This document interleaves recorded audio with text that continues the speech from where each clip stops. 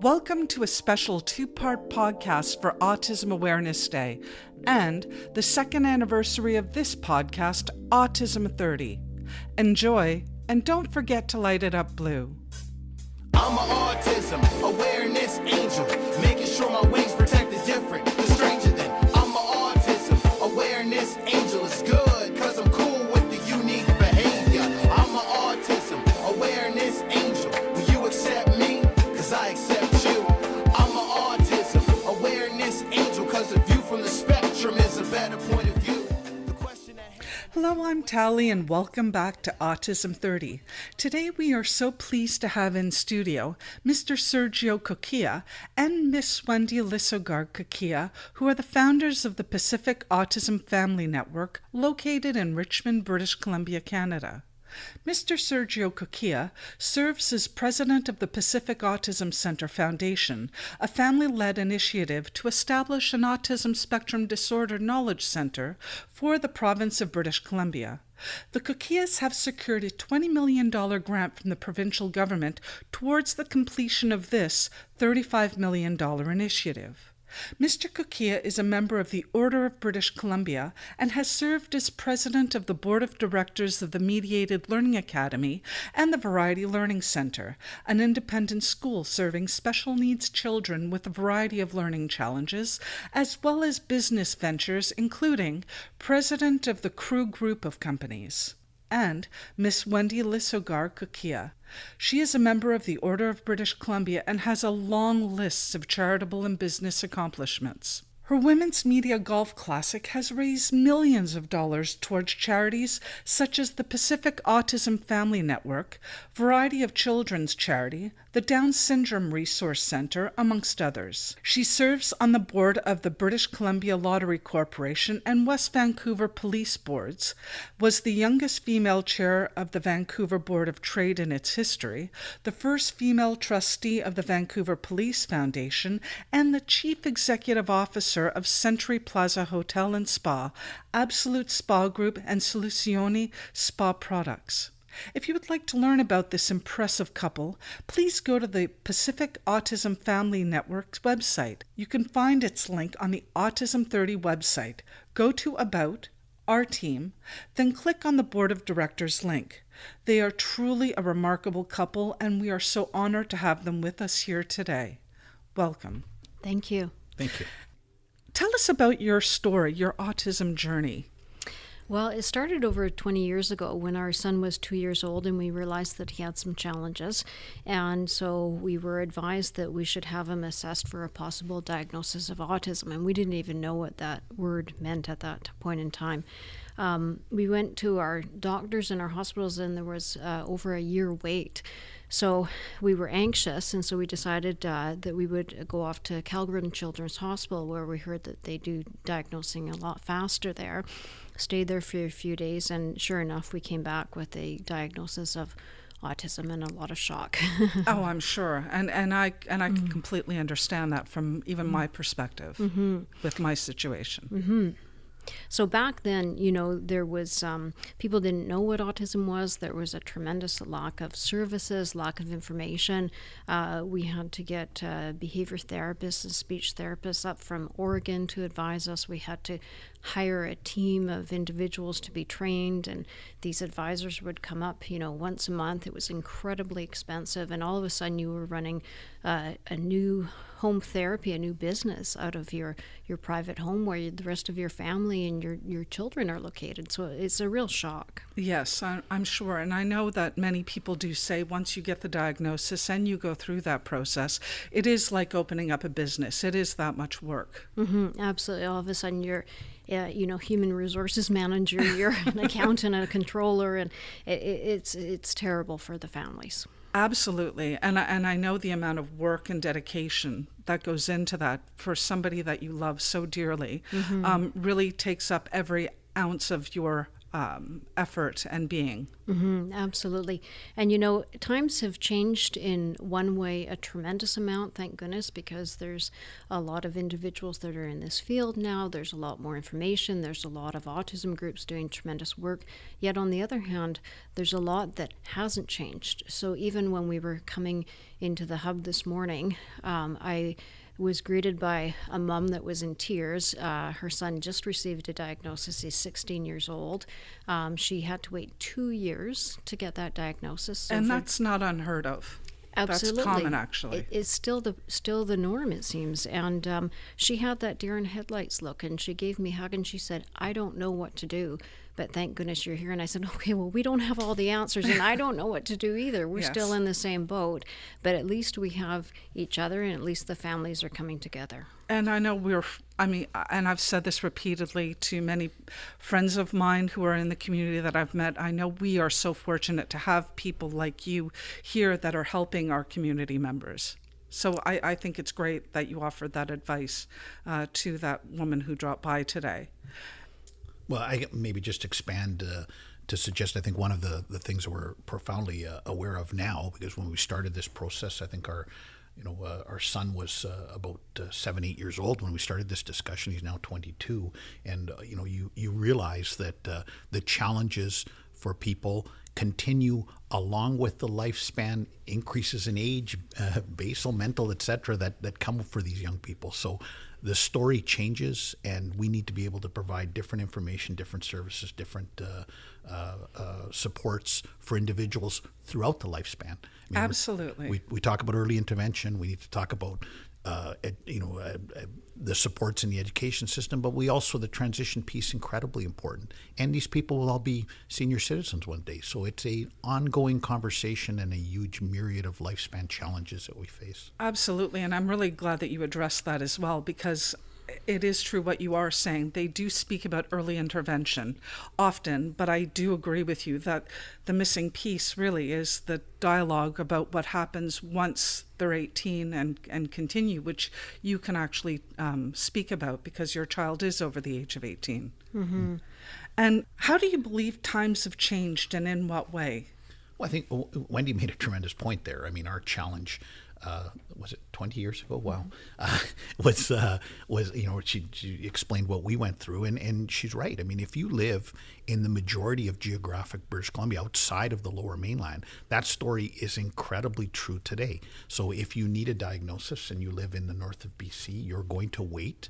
If you're only able to access it publicly. If you want to access it privately, from my understanding, in most cases you can't even do that without traveling to Vancouver. And we say, okay, well, you're going to pay for it privately. I was up there talking to families recently, and you need to remember that for a family to come to Vancouver to have a private assessment done, if that's what's required, they not only need to pay for that private assessment, but they then need to pack up, say, a family of 3, and find a hotel, find a way to fly here, assuming that the child could fly, figure out how to feed themselves, and all the rest of it. And this is a diagnosis that is covered by Medicare throughout, or medical coverage throughout most of the United States at this point. But in Canada, we still force our families to pay for it privately. This is a huge issue, a big problem, and one that we need to continually be lobbying government to suggest that families need that support. They need it in their communities. They need it now. And I agree completely. Yeah. So we celebrate. And I always want to be clear on this. We celebrate a system in British Columbia that is better, and we should be celebrating. It's better than anywhere else in this country. If you get a diagnosis, you're able to access funding from the Autism Funding Unit to get that treatment. Yes. Which is a wonderful statement. But we miss a couple of points in that, in just putting that out there. We miss the fact that it takes a great deal of time to get that diagnosis. Then we assume that after you've got the diagnosis, you're going to know what to do. And as Wendy said, that deer in the headlight, you don't know what to do. You're standing there. We need unbiased information. We need direction. We need help. We're still, though the best in Canada, we're still a long way from having this right yet. Certainly. And I know many people across Canada, they call it the Autism Migration to British Columbia. Many people from other provinces are actually flying out to British Columbia to access autism services. So I completely concur what you are saying. I do agree as well that something federally needs to be done to have better funding for autism within Canada. We hear that families are moving to British Columbia, and I think that the real power comes from the families that are uniting together in our charity and in our Pacific Autism Family Network, and that's where a lot of the strength from the information and the support will come for families and individuals. Yes, and let's cross our fingers and let's hope it becomes even bigger. Absolutely. And what would your advice be to others in your situation? I would say really what we're trying to create with this charity is, my friends would always say, Wendy, your son can't be the first individual to go through challenges in dentistry or having his hair cut or having his nails clipped or learning how to read. And I know that that's the case. And so you're trying to figure out, okay, well, where is that information and who has that information and who has the power of the discovery. And a lot of times in those challenges that I've just mentioned, it's the small nuances that make all the difference. Our son has a tremendous dentist, and he did something so simple, but it changed the way our son was able to sit in the chair and attend the dentistry, and that is to give him the little mirror when he's examining his teeth so that he has the power and the control. See the aha moment that the other mom just had? And now you can try that. So, we do have fantastic behaviorists and doctors and all types of specialists that try and come up with these ideas, but it's the nuances that our individuals have with autism. When you've met one child with autism, you've met one child with autism. Yes. And then it's the parents and the families and the caregivers that often come up with these little tips and tricks. So if we could amalgamate all of that information together in one spot, like our charity boasts always one phone number, one website as a place to start, and then disseminate that information out. That's the endeavor that we're trying to achieve. And I think all those things that you've actually mentioned, yes, I did have an aha moment. I hadn't heard of that. And I think that's a great tool for even our dentists to use with our son. Because as you did say, there are challenges for my son as well going to the dentist. But I like the fact that you've also mentioned all the other ones, getting the haircut and doing all of these things where typical parents may not initially think of these things, but parents like us do face on a daily basis. And what do you believe were the most helpful tools to you in your autism journey? I think good people. We were blessed to be able to find good support, and we've had and continue to have good people working with us to try to direct us towards the treatments that our son requires. I think the other thing that's helpful, and you'll see this a lot with parents and families dealing with autism and all related disorders, is they're relentless. They're really persistent. And the reason for that is not only are these individuals our loved ones, our children, but we know that they have the capacity to have a really good quality of life. Whatever that definition means to you, it's a matter of unlocking, what is the trick at the dentist? What is the trick for the behavior? What's the starting point that's going to help him learn how to read or how to type? If your child is nonverbal and they're using an app on an iPhone or an iPad with voice output, if they can learn a little bit how to type, it's going to unlock the world for them. And so parents don't give up. And that's why you have this, inner relentlessness that just drives you. And it's just really important to give families that hope, and more important than the hope, give them the information. Absolutely. And even something that you mentioned for our community members who are nonverbal, I think your suggestion of even an iPad to unlock a vocabulary, which is another great idea. And I think because of your experience in autism, I think it's absolutely wonderful that other parents in the community do connect with people who have the experience, such as yours. We were really proud to work with our provincial government because we advocated for the Autism Funding Unit to include the purchase of an iPad. And Wonderful. we convinced the government and shared the information with them to show, look, our kids are not playing games on an iPad. This is like, I always use the analogy for our son, is that if somebody was needing a wheelchair, this is his wheelchair. He needs this device to be heard. Absolutely. And looking back on your journey, what lessons do you wish you would have had known if you were to go back in time?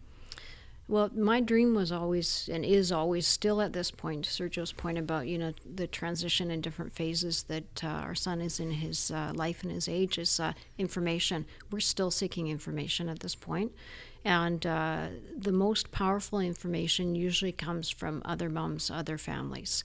When we're talking about the app Prolo Quo that our son uses for the voice output, we were standing in a lineup at the supermarket the other day, and this mom tapped me on the shoulder and she said, "I'm so sorry, I don't mean to intrude." She goes, "But what is that?" And she said, "Oh, my grandson, has autism and he's nonverbal, and what's it called?" And she's writing it down. And, this app has been around for a decade. Yes. And people still don't know about it. And there's other great apps that are out there for this type of system as well. And it's amazing that information in the autism community that is readily available, that people aren't aware of, that exists. That's why, as Wendy, you so eloquently said, I think it's really important to connect with other families in the autism community to get information out there that you can use for your own situation. Mm-hmm. I think it's really, really important that pursuit of unbiased information that will help families make informed decisions. The problem that we have in autism throughout North America is, a plethora of new treatments, many of them by charlatans who are taking advantage of our families, saying that this is the magic bullet. And, the problem is we as families are desperate to help and desperate to find if there is an appropriate treatment to use. Very true. What we need are people who support us in making those decisions in an unbiased way. That's why, one of our messages constantly is that we believe this journey, this attempt of ours is one that is always defined as family first. There are a lot of groups and service providers out there who think they speak for autism. Autism is those individuals living with it and the families that are living with it. It's our journey, and it's important that we have tools that support us in our journey. We're respectful of every opportunity, but we inform ourselves. Absolutely. So knowledge is key. Absolutely. And, it's really important that we provide knowledge about many different types of therapies, because children and individuals need different therapies at different times, and families should have choice. Yes. They need to be sound therapies. But there's a lot of professionals in academia, in autism, that do tremendous work, but they really believe in one philosophy, or a very narrow philosophy. Yes. And if that doesn't work for your child, you need to have choice. And that's where we represent at our charity the families and the individuals first and foremost, and our focus will always be on them. Yes. And speaking about you as a couple, you're an amazing couple and a brilliant example of teamwork and leadership, and obviously dedicated and loving parents. With the high divorce rate of parents with children on the spectrum, what is the key for your successful union? We're laughing. Are we still married today?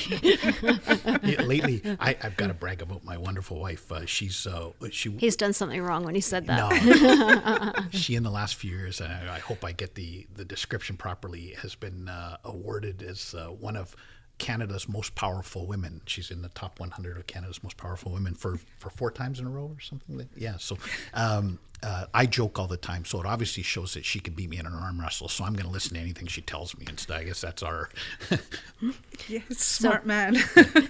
For people listening, the man is like 2 times taller than me, and so give them a mental picture, right? I think it's based on respect and admiration for each other, and it's really hard for parents dealing with children and individuals with autism. And you'll hear me keep saying and related disorders, because it's one of the things that Sergio and I are really proud of about our charity, is super important to us, is that the diagnosis doesn't matter. So whether somebody has a diagnosis of autism or not, our charity and our center and its spokes are all about helping individuals for their challenges. So as I mentioned, cutting nails or cutting hair, if a family phones up or goes on our website or contacts us somehow and says, I have this challenge, we don't ask them, well, do you have a diagnosis of autism? We just share our information, share our support, do what we can. Which is fantastic. This journey is incredibly difficult, and we do understand, that many families are very challenged. I mean, there's a financial burden, there's obviously a social burden, there's certainly a burden to a relationship like marriage, which is always difficult, but even more so. Actually, honey, I wasn't finished. Go ahead. Now I lost where I was going. But I think, what we need to respect is that everybody's journey is different. Yes. There are those of us that find a way to deal with it. Some can't. We need to respect that. Find ways to support those people, and understanding that the most important thing is every single one of these young people, regardless of how their autism presents, what their challenges are, is capable of a meaningful life. And it is our job to give it to them. And I constantly speak about the fact that we live in the greatest country in the world, in the most perfect province in the world. And Yes. and the fact that our families, some of them, don't feel that way, don't feel that they're living in this perfect society that welcomes them, that's something that must change. We talk, you've heard the saying, it takes a village. Mm-hmm. For many of our families, that village isn't there. And it is our job, and by our job, I mean everybody's job, to create a village where we're all welcome, where we're all valued, where we can all find meaning. So, I think that you would find few people that would say, well, I've got this tremendous village and I'm so happy for the ones that can. But, in our community, and it's a beautiful community, we're very tentative when we take our son out. If he's mocked, if he's misunderstood, if he's judged, and we have a lot of work to do in, I think, each and every community. Yes. And I think I really appreciate your question regarding, parents, because the family needs a lot of support. Mm-hmm. It affects, the diagnosis affects the entire family. And it's, as soon as things are not going swimmingly well, which is most of the time for families dealing with autism, that's when you start to argue, because neither of you have the answer. If you had the answer, you would help your child and then everything would be fine and hunky-dory. But when things are not going well and it's a constant challenge, Yes. when you live in the household and you see a family with autism, you see how the divorce rate can possibly be that high. I believe the statistics now are 80%, which is incredibly high, which is why I asked the question, because you are an amazing couple and seem to be so successful as a family unit that I think it's really important. Our daughter's laughing if she's listening to this right now. We have our fair share of daily challenges. Well, that's like most families, but you are a wonderful unit. And I'm really happy that you actually mentioned community, which leads me into my next question. You've created what I consider to be an absolutely amazing charity here in British Columbia, and I concur. Canada is the greatest country in the world, and we are so fortunate to have in British Columbia a network such as you've created here. So can you please let our audience know about what is the history of the Pacific Autism Family Network? Sure. We started actually over a decade ago. It was 2007 when the provincial government gave us a one-time special grant of $20 million, and we pledged to raise $12 million ourselves. And we immediately called out to the community saying who would like to join us and decide in British Columbia what does autism and all related disorders need and how should we go about this. And we had over the decade a really good core of at least 60 different groups, organizations, professionals volunteering to put together what you are now sitting in today, and really just the work has started now. And as we've mentioned, it really always comes back to a core for Sergio and I, which we had to fight for as well, because, you know, we do welcome and do continue to work with researchers and scientists and professionals, but this is about families, and we are going to be here for families and provide choice for families and provide information for families. And how did you come up with the idea of creating the Pacific Autism Family Network? You know, it comes down to what was lacking, and lacking was information. So how do we get information out to families and out to individuals? And it started as a result of all of these different volunteers and groups and organizations working together. And when you look across the spectrum and across the lifespan for an individual, there's a lot that's required there. And, you know, if it's beginning reading to, you know, helping individuals with Asperger's who are brilliant at computers but need help on how to interview for jobs, there were 3 core things that were really important to Sergio and I starting the charity. That is serving those across their lifespan, so from early intervention to senior citizens, serving those across the province, and so that's why we call it a network, a hub and spokes, and then also serving those not just diagnosed with autism, but any related disorder. And a diagnosis is not important, it's what the challenge is. How can we help those with that challenge? Which is really great news to the community out there. Now, how many years did it take to go from idea to fruition? Over 10, yeah. It seems longer. It was 2007 that we started this idea. Maybe if I can build upon that idea of the process. So, you know, we were successful in getting government to understand the value of what we were pitching, and then had to set out to determine what it was. I mean, we had an idea for Center of Excellence, but what is a Center of Excellence for Autism? I mean, our story is one story in autism. So we brought together, as Wendy suggested, 65 different groups and an advisory committee. They served in that capacity for 6 or 7 years. So, I mean, we've counted on members of our community in a huge way to develop what this is. There was a group steering committee of 10 individuals who served up till 2000, from 2009 to 2015, I think, designing and developing what is this center. We then moved into a building committee, which actually was tasked with building, you know, what is a 60,000 square foot facility. This isn't a minor project. It's a big one. No, certainly not. To now where we've operationalized with the hiring of our CEO, Dr. Gabe Kalmar, and staff, and programming, and now tenants and partners, and so it's... And our new medical director, we're so excited to welcome Dr. Suzanne Lewis from Children's Hospital and UBC as our Vice President of Research as well. Oh, wonderful. A real coup for us. That sounds fantastic. Mm-hmm. And what was the process of developing the network itself? Well, the network's still being developed. So the concept of the network is this. Our vision has always been a hub and spoke model. So the hub being this 60,000 square foot facility, and ultimately 8 spokes being built around British Columbia. We're very close. In fact, we think 2017 will see the opening of 2 of those spokes. And ultimately, we will work with community members in other areas of the province to develop a further 6.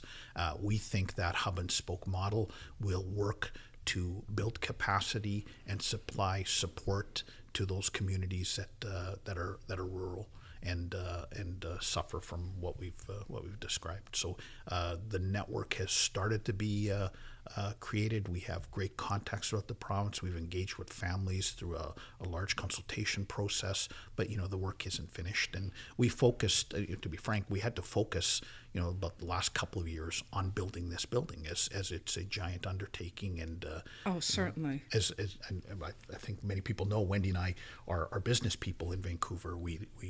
Yes. So you're very well known in the Lower Mainland community. Absolutely. It wasn't like we could retire and spend a couple of years building a building. So we had a tremendous building committee that came together to help do that, and it was a very focused and challenged chore.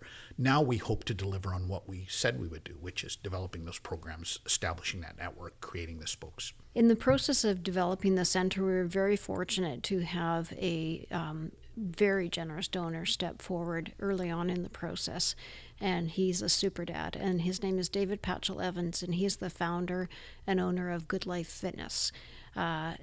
Tremendously successful businessman, has over 1 million members at Good Life Fitness across the country. Wow. It's the largest independent fitness chain. But even more tremendous is his skill as a dad. He has a beautiful daughter that he speaks about, Keely, who's a teenager now. And he has a beautiful wife, Silken Laumann, famous, of course, Absolutely. Olympian rower, and she's a super Olympian stepmom to Keely as well. And not only were they incredibly generous with a very large donation, and thus we named our Good Life Fitness Family Autism Hub, a beautiful 60,000 square foot center here in Richmond. But they're a real strategic partner as well, and they've definitely become family to Sergio and I now. And we're just so blessed to have somebody that is so dedicated to autism.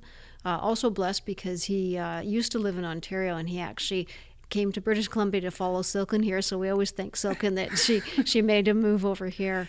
So we couldn't be more thrilled about having such a beautiful family and a beautiful person in Patch. So I if I can add, it's difficult when you start trying to name your donors, because there were so many that have already donated, and they're in the process of considering their donations to us. But there were some naming donors that specifically really helped us on our voyage. I mean, Variety, the children's charity, was first to the game.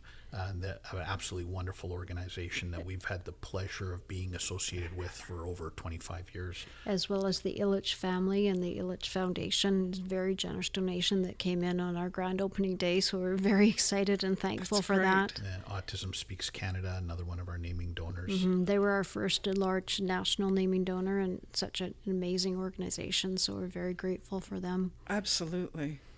And the myriad of other donors who have helped us on our path. I mean, without them, this would not have happened, because, we did get an incredible grant from the provincial government, but this was a $32 million build, and, our full plan is almost $43 million, so we still have work to do. We still have money we're looking for. There's still dreams that will only be realized through the leadership of individuals who come forward with that money. So if you're one of those people that's so inclined listening to this, if it's $1 or $1 million, we got a place for you to send it. Absolutely. And all of those contact details will be on the autism30.com webpage. And now people can direct their funding to, if they want to support the seizure clinic or behavioral support. That's a great idea. Throughout British Columbia, for example, is that there's lots of different fund-a need projects that they can really concentrate if they want to be able to send a child to receive a diagnosis, go to the dentist, go get a haircut.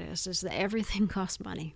Absolutely. And to go on with what you've just said about getting that wonderful doctor into the network, what other services and assistance does take place at the Pacific Autism Family Network? Like, what will it offer? Maybe I'll speak first to a few of the different groups that we're working with. Is we're so excited to be welcoming, and again, they've been at the table for a decade and since day one, but to name a few, Autism Society of BC, Autism Support Network, Autism Speaks British Columbia, Autism Speaks Canada. And then we also have some, as I mentioned, the related disorders, some other wonderful groups that we're so proud to be collaborating with, as we didn't want to duplicate any services, and we just wanted to build on the capacity building. So, for example, we're doing a tremendous amount with the Down Syndrome Resource Center. They're terrific partners, as well as the BC Guide Dogs for Autism Support Dogs. They're a wonderful organization as well. Absolutely. Inclusion BC, we're working with them on some vocational programs through the federal government.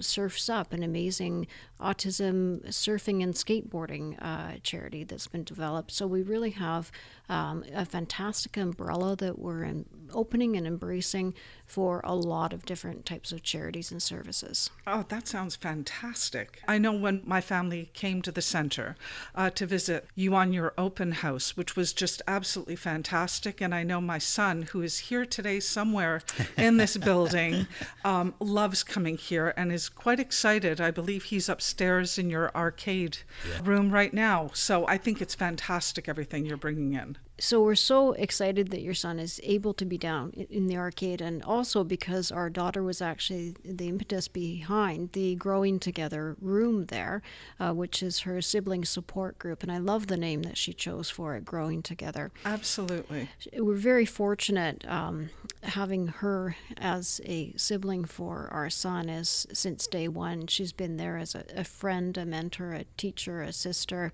And, it's really hard on the individuals in the family, especially the siblings, is that even though we try and keep the norm of them growing up together, is a lot of the attention, especially when things are in crises, are paid to the child in need, the child with autism. And, we try and do our best as parents, but it's not the same, if we're going to be honest about it. So she's created this charity for individuals that have brothers or sisters, or any combination in the family, to come together and to hang out together, to talk, to share, to have hangouts. I call them play dates still. She's mom in our 20s, they're not play dates.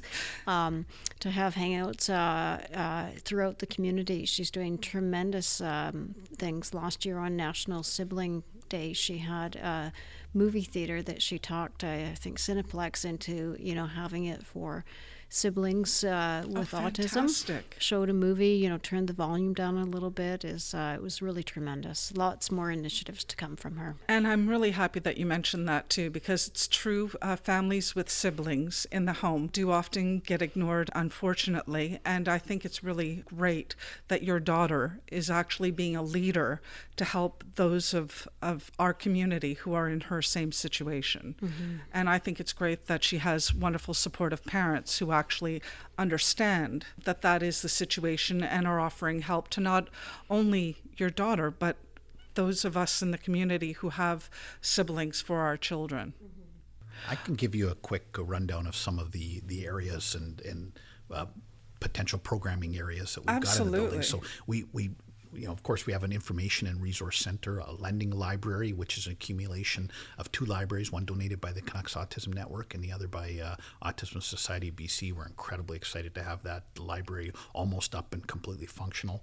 We're working on a tremendous new program that I'm very proud of called Materia Tech, and it's a partnership with my good friends at the Miriam Foundation in Montreal, and we're recreating what they have in Montreal, which is a resource lending library, so that families, clinics, school districts can borrow boxes of learning tasks in order to teach a task. We're very excited about that, and it'll be up and running in the next few months. Of course, we have a therapy center with a preschool that will start operation hopefully this summer. Integrated preschool. We have 4 other treatment areas which will hopefully run some model programming. We're very close at being able to announce what some of those opportunities are. Our real focus is on capacity building, so all of those facilities have train-the-trainer opportunities built into them. So from a physical perspective, they have that added benefit. We have a music therapy space as an example. So we have a music therapist who's offering services here, and we took that music therapy room and took it a little further and turned it into a recording studio, so that young people with autism can learn recording skills and learn how to use GarageBand and have that opportunity if it even lends itself to something vocational for them. We also have a film center with the great help of our partners TELUS, who have created a studio which is the future home of Autism TV. We're hoping a 24-hour channel of autism created, autism directed, autism starring programming, so really, really cool. Broadcast auditorium that allows us to live stream around the world, which is a tool specific for our communities to use. A medical dental assessment space with clinical announcements coming soon around the kind of programming we're working there. We're working on a dental program, which will see primary dental care offered in this center as a training opportunity. Wonderful partners in Life Labs Canada, who are opening a phlebotomy lab, which is deal with our individuals, or maybe even any individual that's challenged with the idea of having blood drawn. We have an entire lifespan area which is dedicated to individuals over the age of 18 and includes an arcade and the programming that goes with it. While we also deliver 2 federal programs, Ready, Willing, and Able, and Employment Works Canada, and have a tremendous team involved in doing that. We're doing great work here. We're very proud of those ladies and the work that we're doing. And as you should be. Thank you. Because it's all women. It is. And we're working on a new initiative called Go Group that we think is very unique. What we did is we looked at a building like this and said, a 60,000 square foot building has a lot of employment opportunities. It has reception, it has janitorial, it has landscaping, it has a coffee shop, it has IT requirements, it has a film studio, it has broadcast. So all of those positions are available for us to use as a training model to assist people in their process. So we've come up with this goal-oriented employment where a young person comes in, has an acquisition skills table that's developed for them. They gain those skills at the same time as they're working in paid employment, receiving a skill set. So we think it's a great bridging gap from what is presently a model that has just pre-vocational work and then placement. We think it'll go pre-vocational into Go Group into placement, where we're placing people who have actually experienced that job. We're still a ways away from having that implemented, but it's one of the things we're working on, and I went on long enough. Oh, are you kidding? No, I mean, everything that you mentioned, I feel that we are so lucky to have everything that you mentioned here. I know you haven't been opened very long. The center hasn't been opened for very long, but I know members of the community have spoken to me and are over the moon and overjoyed as to what's being offered. There's things that you haven't even yet mentioned that are being offered here at the community, like social groups and whatnot for our community members. And I've heard nothing but positive comments about the programs that you do offer to our community members. I know your Pokemon group is really being positively received. And though you didn't even mention that, so for the listeners out there who are listening, he mentioned a very small percentage of what will be offered at this network, and it's fantastic.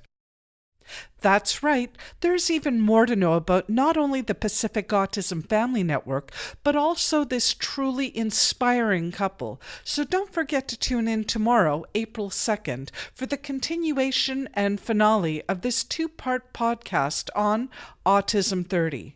Thank you for joining us. This is Tally telling you to live in love. Hey yo, I'm an autism awareness angel, making sure my wings protect the different, the stranger than. I'm an autism awareness angel. It's good, cause I'm cool with the unique behavior. I'm an autism awareness angel. Will you accept me? Cause I accept you. I'm an autism awareness angel, cause the view from the spectrum is a better point of view.